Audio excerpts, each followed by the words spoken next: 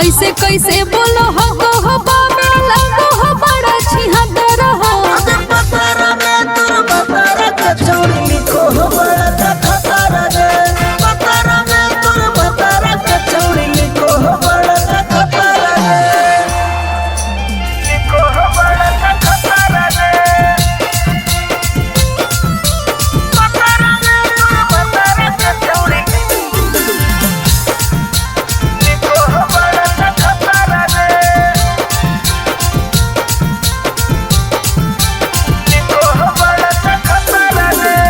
कैसे कटतई जिंदगी बाबा हो जतई तबाह हो।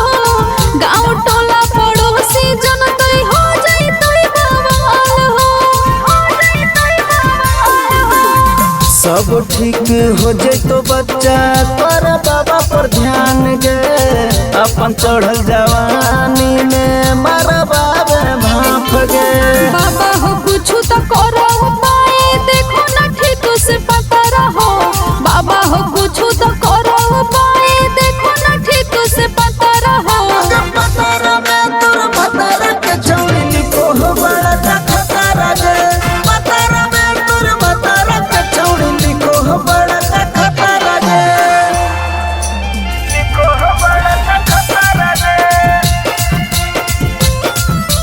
पतारा में तोर पतारा के चौड़ी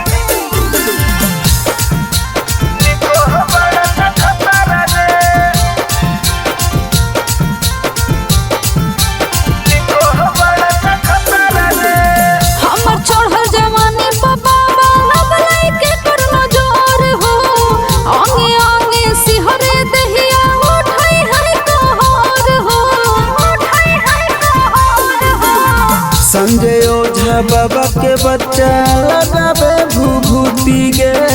गंगा जल पानी लेके कर दे के सुधी गे। 16 के चढ़ल जवानी